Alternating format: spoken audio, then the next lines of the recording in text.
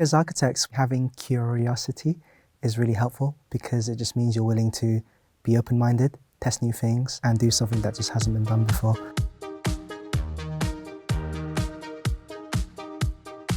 My name's Eric. I'm an architect and I'm also an architecture design tutor.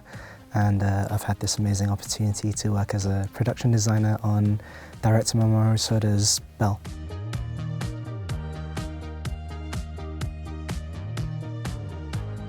For Belle, I worked as a concept artist and a production designer, so I had the opportunity to design the virtual world of you in the film.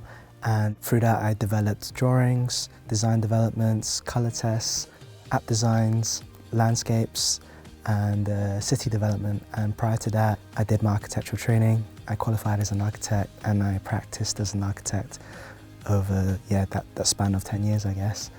And I just never thought I'd have the opportunity to translate some of these architectural skills into the realm of film and animation.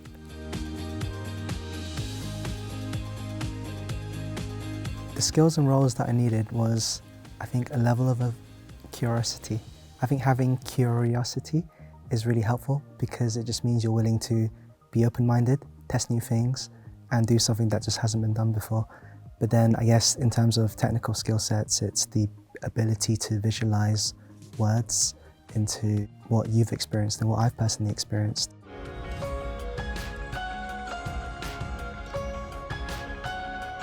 I think it's so interdisciplinary that we always draw from similar or slightly different inspirations creatively, whether it's from film.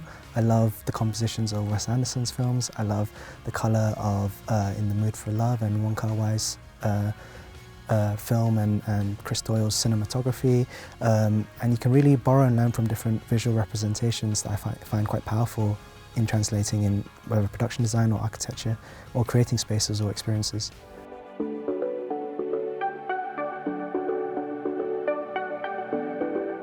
As architects, as opposed to concept artists, we bring a level of sensibility towards scale, towards user experience, and a sort of cultural history. We learn about why buildings have come about before that. I think in terms of transferable skills in that sense, architecture can also be a commentary on the built environment. So we can talk about the precariousness and wonders of the digital world through different settings and how we have amazing settings in the past that depicted like a dystopian metropolis such as Blade Runner or whatnot, but how do we reshape that vision for our new generation? And I think that's what the director wanted to tackle.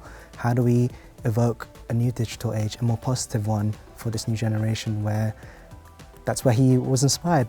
He was inspired by seeing his daughter on the internet going, actually I can't actually stop her from using the internet, so how do I make her embrace it in a positive way? And how do I show that it could be a positive space if the future generation hopes to see it like that.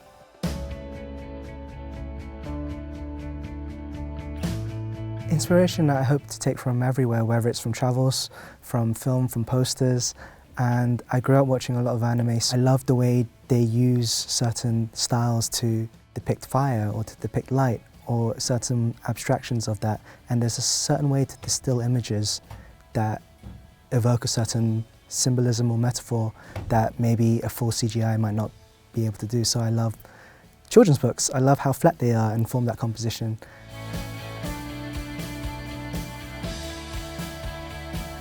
I think the best piece of advice I've received is from my tutor in architectural education, and when I graduated he was very proud of me and he just says, Eric, you know what, like just keep learning, have fun, stay modest, and if you do all of these things and keep at it, your opportunity will come along.